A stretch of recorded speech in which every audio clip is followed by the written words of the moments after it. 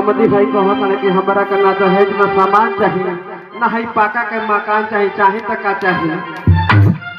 आजकल जमाना में चल रहा बा